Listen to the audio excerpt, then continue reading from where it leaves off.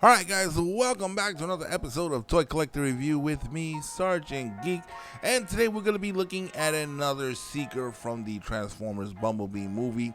This here is Thurst. Now, it's baffling to me why they made Thurst a green Seeker when isn't there already a green Seeker? Is his name Acid or Acid Rain or something like that? I know Thurst in the G1 is a burgundy color. I'm wondering why couldn't they just make them burgundy for this one to keep the colors true, but it is what it is. So let's go ahead and take a look at this figure. But before we do that, as always, let's first take a look at the packaging. So let's go ahead and get a closer look at the box. As you can see here, nice photo, a nice big window so you can actually see the figure. A cool photo of Thurst there. The bottom of the box, Studio Series Thurst, Bumblebee movie. Along the side, Transformers. And on the side here, we got another cool picture of Thurst along with the word Studio Series written alongside. And on the back, we got some shots of Thurst in both modes, in robot and his alt mode. Once again, another cool picture of Thurst along the side of the box. And on the top, you got Transformers Bumblebee. On the bottom, you got a bunch of Lego mumbo jumbo. So let's go ahead, let's get him out of this box, and let's take a look at the figure himself. Alright, so we got him out of the box, and let's take a quick look at him. As you can see here, he looks really cool. He's pretty hefty, he got some weight to him. Now I do have a couple of minor problems with him, like here at the head. I don't know if his head has rotation or if it don't, or if it's just super stiff, but mine doesn't seem to move. Now in the arms, he does have some pretty cool articulation and rotation everywhere in the shoulders and the elbows. He could bend well past 90 degrees, as you can see there. Now he doesn't have any wrist articulation, which is okay, but as you can see here, holding the figure and trying to show on display, the guns here do not secure on his wings very easily, so they constantly popping off, and there's not a lot of stiffness to the wings for positioning, so they're constantly moving around. So you'll see that throughout this presentation of the articulation here, that the wings are constantly moving and the guns are going to be popping off, and I'll either be putting them on or putting them to the side, who knows. But as you can see here, he does have a lot of nice articulation. He can do the splits. He does have thigh rotation as well. As you can see, he can go all the way forward. He can't go all the way back, and that's due to the way he is built. As you can see here, he can only go so far back, but nevertheless, that's fine with me. He does have, I believe it's 90 degrees at the knees. As you can see there, to me it looks like 90 degrees, even though his legs are a little bit wide at the bottom. Once again, lots of cool articulation and lots of detail to this figure. As you can see here, very nicely done. Like I said, once again, you got foot articulation as well. The only thing that kind of bugs me a little bit is that he's green. I know there's another Seeker that's green. I believe he's Acid or Acid Rain or something like that.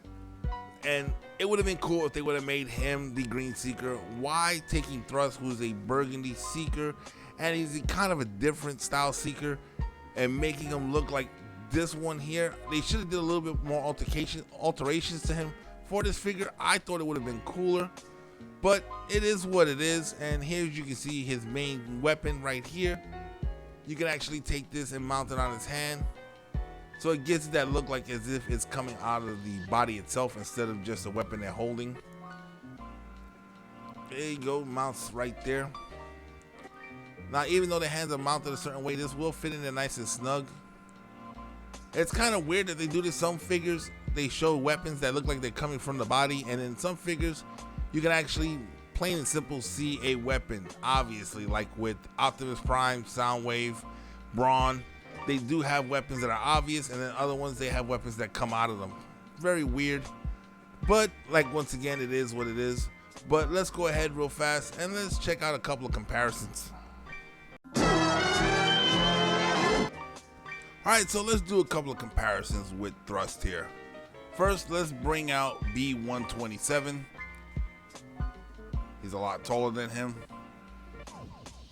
Alright, next we're going to bring up Brawn. Once again, Thurst is a lot taller than him. And coming up next, we got Wheeljack.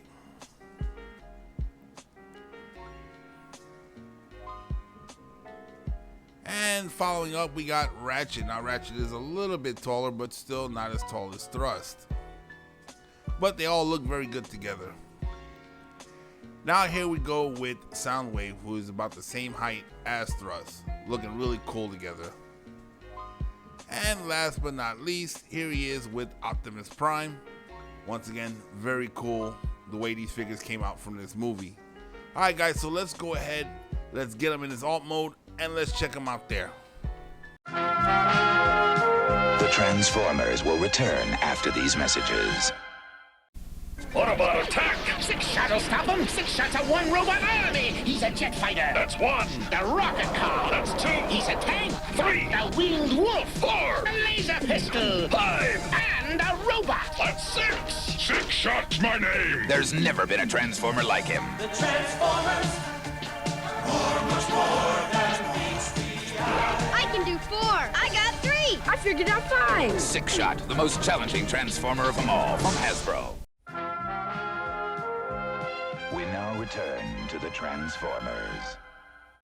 Alright guys, so here is Thurst in his alt mode, which is a Cybertronian aircraft.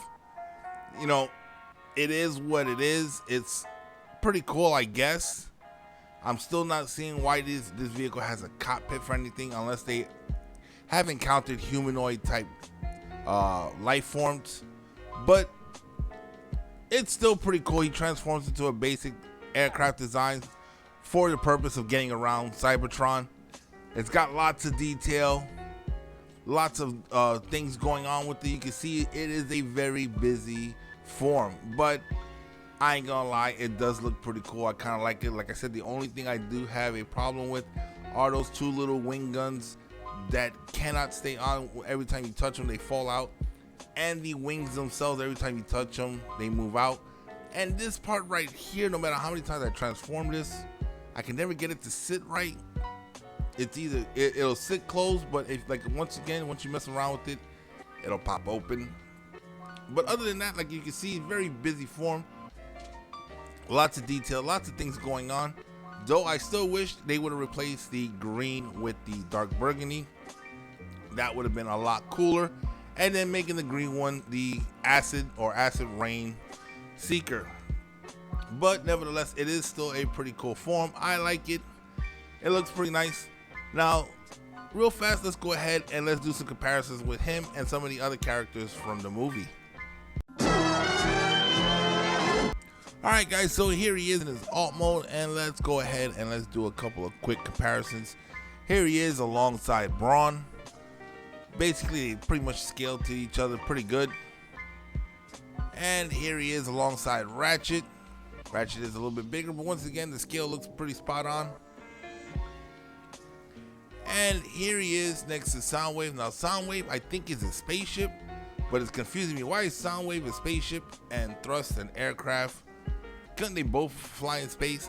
I don't know. You guys leave me a comment in the comment section below. Let me know what you think. But that's where we're going to end the video for today, guys. Alright guys, that's going to wrap up another episode of Toy Collector Review. Now, is this a good figure to own? I believe so. It has a very good robot mode. The alt mode is okay in my opinion.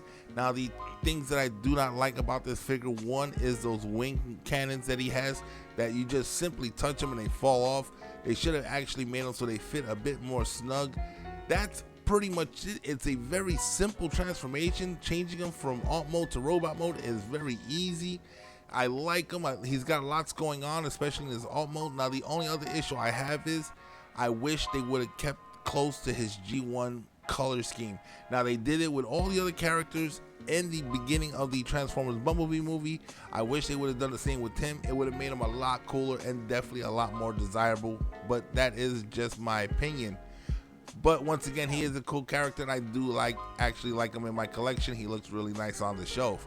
But guys, once again, we come to that point. If you haven't done so already, go ahead and hit that subscribe button, become a member of this channel, hit that bell notification so you guys can be notified every time I put out a new video. And guys, if you like the content that I'm putting out there, go ahead and smash that like button. It does help with the YouTube algorithm. And if you're watching this on Rumble, go ahead and smash that Rumble button. And guys, don't forget to share this on all your social media platforms. Let's get the word of this channel out there. And guys, if there's anything in particular you guys would like to see on this channel, go ahead and hit me in that comment section below, and I will do my best to get that out there for you guys. Once again, I'm Sergeant Geek, and I'm signing off.